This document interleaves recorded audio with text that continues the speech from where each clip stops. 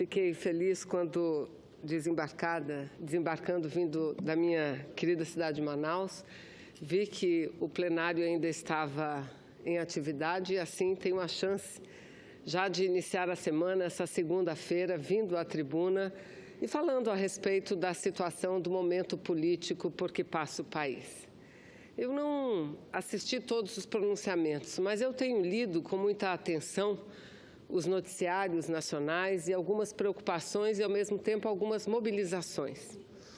O que eu acho engraçado, senhor presidente, é que a própria imprensa, inclusive alguns articulistas, editorialistas, vêm levantando uma preocupação que considero séria, muito séria, e que sumiram de uma hora para outra dos discursos dos parlamentares que até ontem eram oposição e hoje apoiam esse governo.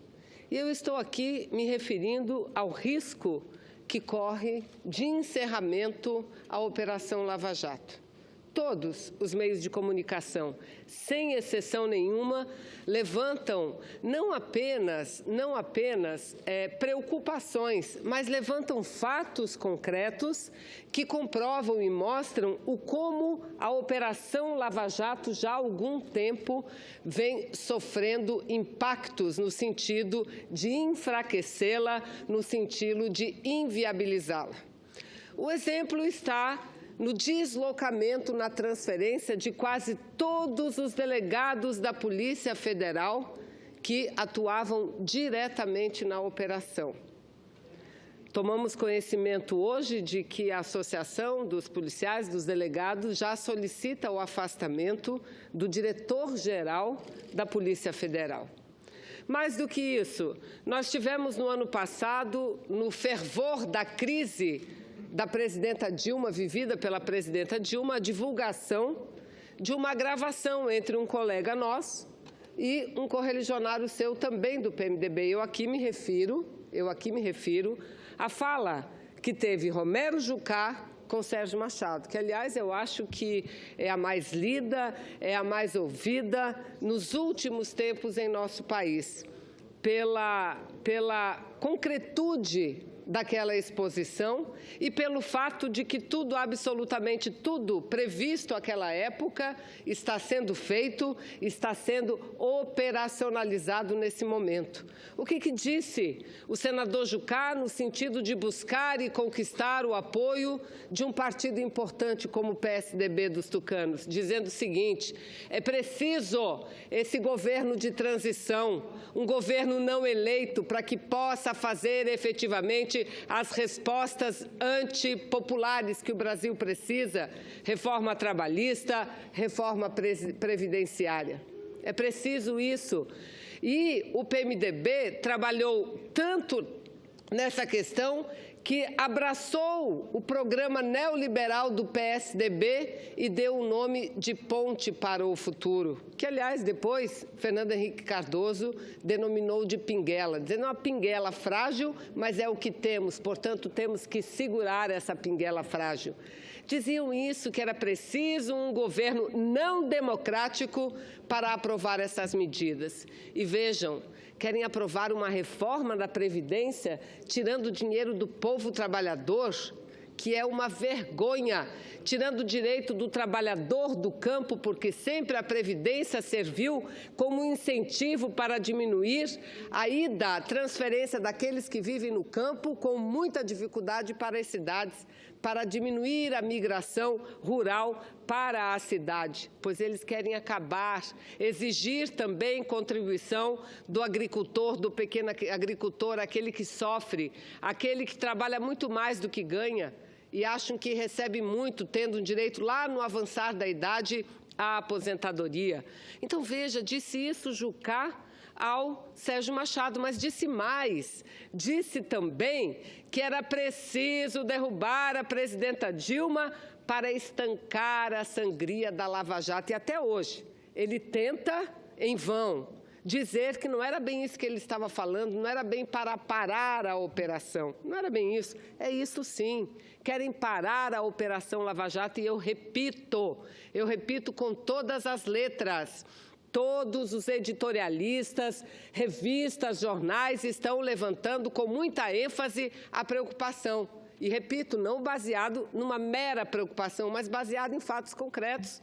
Eu recebi, semana passada, como senadora, o indicado do presidente Temer para compor os quadros do Supremo Tribunal Federal.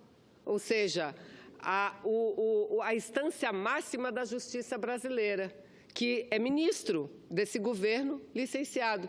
E disse a ele, uma pessoa extremamente educada, que me fez, não uma visita, não posso considerar uma visita, mas procurou a mim, porque ele será sabatinado daqui a alguns dias, procurou-me em meu gabinete. Tivemos uma boa conversa. Eu tive a possibilidade de falar dos meus pensamentos, das minhas opiniões. Ele também teve a oportunidade de falar dos pensamentos deles e de suas opiniões. E eu disse a ele, ministro, o argumento mais forte contra a sua indicação e aprovação, já que nós não temos nenhuma influência sobre o presidente da República, mas nós temos sim o poder de aprovar ou o poder de rejeitar.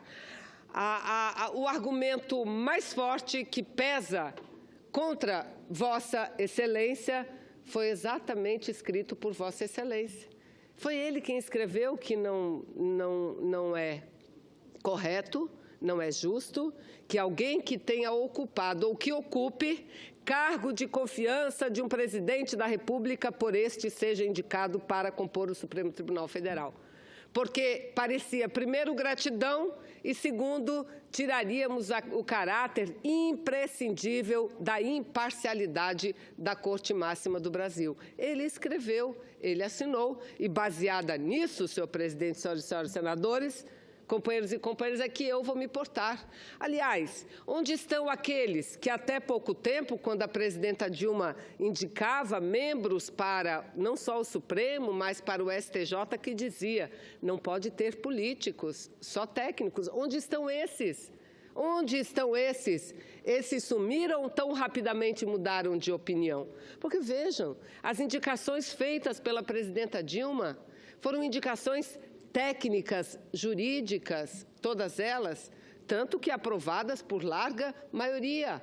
A do próprio ministro Fachin, um grande jurista, militante da área dos direitos humanos, então foram indicações técnicas. E eles que muito cobravam, hoje são os primeiros a pensar ou apoiar o ato da presidência da República, pinça um ministro e coloca-o no Supremo Tribunal Federal. É lamentável. E mais, senhor presidente, temos que conviver com algumas análises que diminuem a capacidade desse parlamento, tão vazias que são essas análises, tão desprovidas da realidade, porque a análise não se faz só com números, não. Dizer que a Petrobras diminuiu o nível de endividamento é verdade. Mas por que a Petrobras diminuiu o nível de endividamento? Porque agora tem uma gestão profissional e antes não tinha? A própria presidenta Dilma mudou a direção da Petrobras. Não, é porque questões foram modificadas. O preço do petróleo aumentou, o preço da gasolina aumentou. É óbvio que isso enche o caixa da Petrobras, é óbvio. E não começou agora, começou antes. Vir dizer o Brasil está melhorando porque a inflação está caindo. A inflação está caindo porque nós vivemos uma recessão, porque o povo está desempregado, porque as mercadorias não estão saindo das prateleiras. E aí a inflação cai. Os jornais, as revistas estão noticiando a própria evolução do preço nos alimentos, que não são preços que se vinculam, que possam ser vinculadas com uma política monetária, porque eles são mais vinculados à política da natureza, porque o tomate é mais barato ou mais caro, de acordo com a quantidade que se produz. E a quantidade que se produz, ela está diretamente ligada às condições climáticas. Então, também a questão do alimento, os preços vêm caindo, porque vivemos um bom momento. E dizer que a nossa economia está melhorando porque estamos exportando grãos, alimento, é isso, presidente. Eles querem voltar a transformar o Brasil num país que só exporta commodities. Não bastasse reclamarmos, nem óleo de soja nós exportamos a soja in natura. O nosso empenho deve ser para que nós agreguemos o valor à soja, agreguemos o valor ao minério de ferro. Para que exportar o minério de ferro enquanto a gente importa o aço? Mas não, eles dizem que está melhorando. Está melhorando não, está ficando tudo pior. Esses números estão evoluindo, evoluiriam também com a presidenta Dilma, porque ninguém vive eternamente numa crise. Chega um determinado momento que a crise é tão forte que as coisas começam a se ajeitar novamente. É isso que está acontecendo no Brasil. Não fruto de ações que eles estão desenvolvendo no governo. Negativo. Aliás, essas ações, esses projetos, essas medidas que eles estão adotando é para afundar o Brasil. Para afundar o Brasil. Vamos pegar alguns exemplos. Ano passado foi o ano do impeachment, o ano do golpe contra a presidenta Dilma. Nós dois estivemos do mesmo lado, senador Eumano. E nós fomos contra o que esse Senado, por maioria, aprovou. Mas nós sabemos que eles que aprovaram o impeachment sabiam melhor do que a gente que a presidenta Dilma não cometeu crime algum, que eles estavam tirando uma presidenta pelo conjunto da obra, porque viam ali, a partir do momento em que ela perdeu o apoiamento da população, a possibilidade de dar o bote, de fazer o golpe, tomar-lhe o poder para substituir os projetos. E o projeto está sendo substituído. Aprovamos semana passada alguns projetos que muitos acham que são projetos singelos, não são. E eles mostram o que será daqui para frente. Aprovamos a possibilidade de, a qualquer tempo e momento, se importar papel moeda para produzir o real em nosso país. E cadê a produção nossa? E cadê a geração de empregos? E cadê o desenvolvimento da tecnologia? Isso não importa. Eles estão adiando a cada semana o anúncio nessa área de petróleo e gás da mudança da Lei do Conteúdo Nacional. O que é a Lei do Conteúdo Nacional? É que exige que determinados produtos, determinadas etapas e percentuais da produção sejam os equipamentos fabricados no Brasil. Querem acabar, vamos voltar a exportar o petróleo in natura também, já não bastasse o minério de ferro, porque vão acabar com o conteúdo nacional dizendo que é caro. Aí eu pergunto, é caro garantir trabalho à população? É caro garantir a possibilidade do desenvolvimento tecnológico? A Petrobras é essa potência por quê? E o que eles dizem dela hoje, nós dizíamos ontem.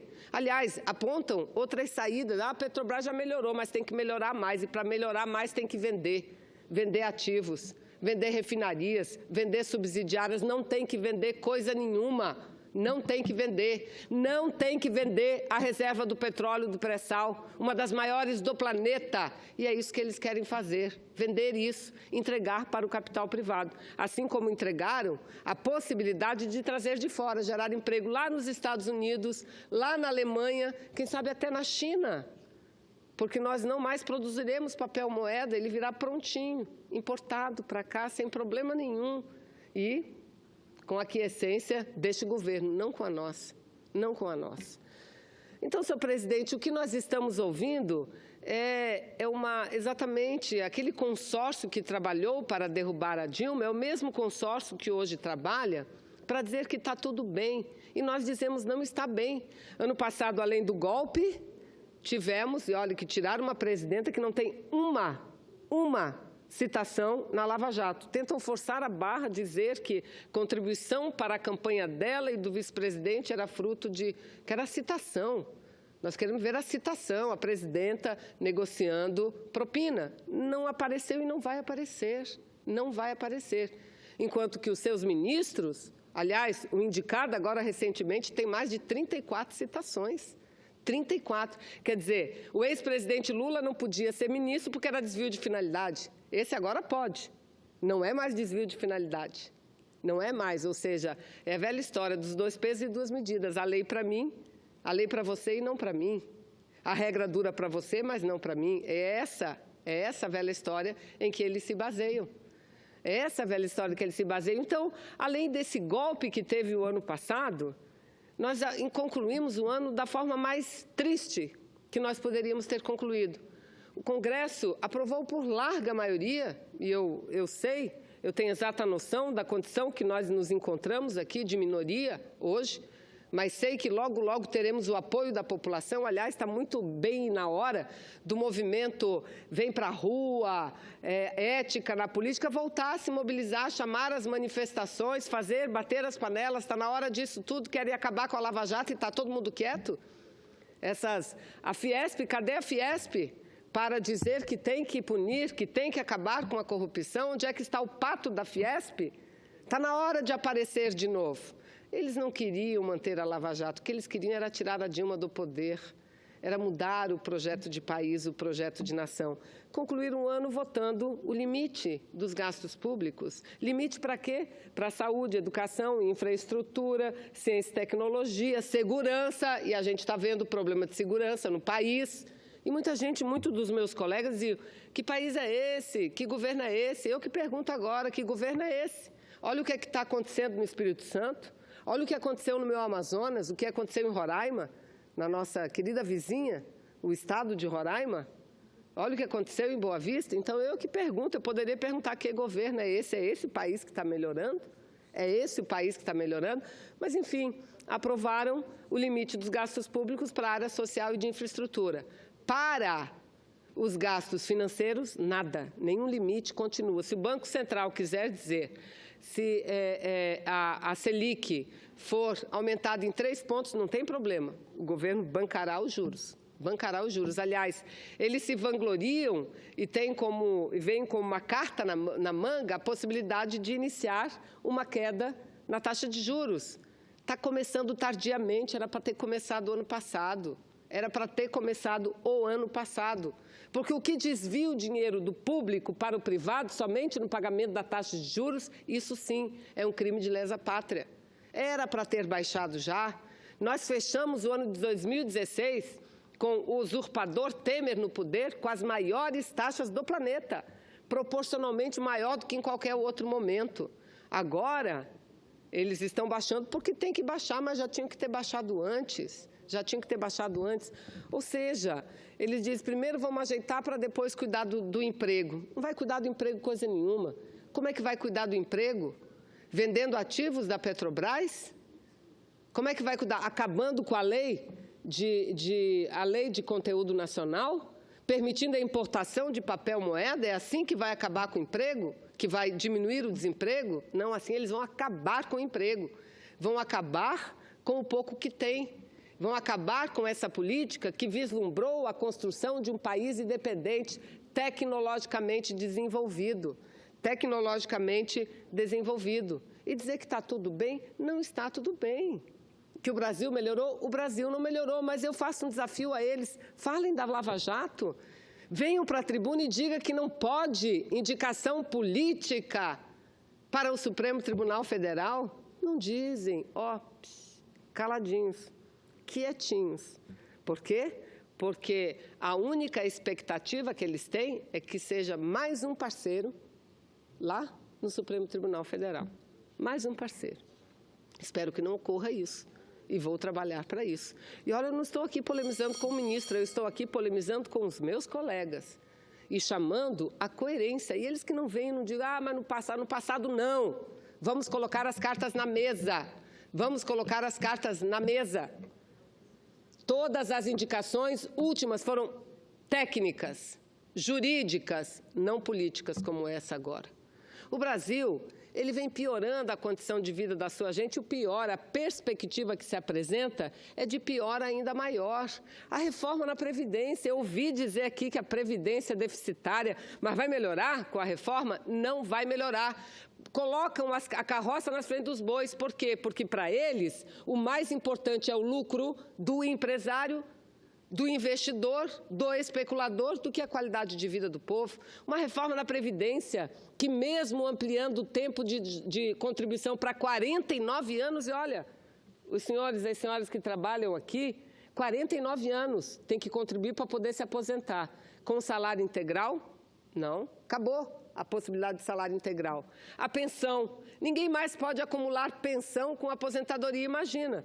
Um trabalhador operário e uma dona de casa, e uma doméstica, uma empregada doméstica, os dois se aposentam, cada qual com salário mínimo. Um morre, ela iria segurar, pela legislação atual, a pensão daquele salário mínimo. Não pode. É privilégio uma família acumular 2 salários mínimos. Então, acaba a pensão.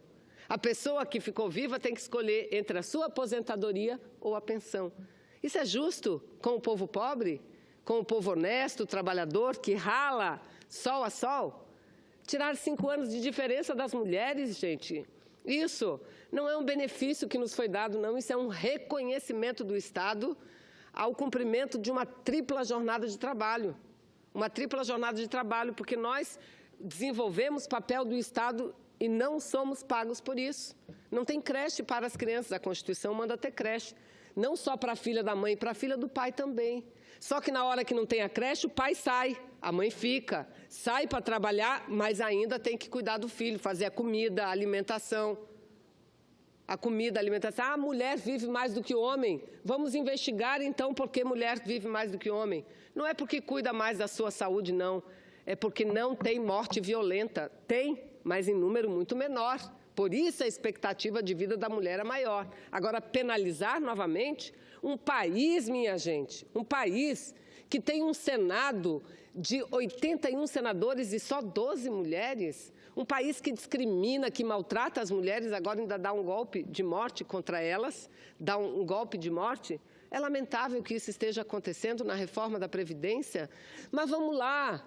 A pensão também não será mais vinculada ao salário mínimo. E se não vincula ao salário mínimo, o que acontece? Vai diminuindo, diminuindo, diminuindo, diminuindo, vai virar uma bolsa. Aí pronto, substitui a Bolsa Família pela Bolsa Pensão. Olha, ainda tem que ouvir discursos que manipulam as informações em favor da inverdade, que não respeitam sequer a inteligência do povo, dizendo que precisa fazer a reforma da Previdência para melhorar. Vamos reformar a Previdência. Nós não queremos não reformar. Mas vamos começar, sabe como? Acabando com os incentivos fiscais dos tributos que deveriam ir para a Previdência Social. Será que quem está nos ouvindo sabe que muitas universidades particulares não pagam 1 centavo de imposto? Será que sabem? Não pagam 1 centavo de imposto? Não pagam. Imposto, inclusive, que deveria compor o sistema de seguridade social, que deveria ir para o trabalhador, não pagam. Por quê? Porque são sem fins lucrativos. Ora, eu conheço um bocado, tenho um bocado dessas lá no meu estado. Não seria melhor mexer nisso primeiro? Qual é a dívida que tem a iniciativa privada para com o Estado brasileiro? É de mais de R$1 trilhão de tributos sonegados. Mas não, quem sonega que continue sonegando. O importante e o mais fácil é tirar do trabalhador. Esse aí, coitado, esse aí não consegue mais se mobilizar, ele está despreparado. Então, vamos aproveitar agora essa ponte, essa pinguela, esse espaço de tempo para tirar tudo que ele tem direito. Eu ainda tenho uma grande esperança, senhor presidente, de que a população se mobilize e veja o que é que está acontecendo no Brasil, porque está acontecendo tudo e numa velocidade muito forte. Querem acabar com a Lava Jato e querem acabar com o país, tirando os mínimos direitos da nossa gente e do nosso povo. Por isso é que eu digo, não há outra saída que não iniciarmos um processo de profunda mobilização. Eu vou continuar trabalhando arduamente aqui no Senado Federal, mas estarei de quinta a segunda andando nas ruas da minha cidade, visitando fábricas, visitando repartições, discutindo com a nossa gente, com o nosso povo, mostrando o que é que significa a reforma da Previdência, o que é que significa a reforma trabalhista e onde este governo quer nos levar. Então, eu agradeço, senhor presidente, a benevolência de Vossa Excelência de me aguardar para que eu pudesse fazer esse singelo pronunciamento. Muito obrigada.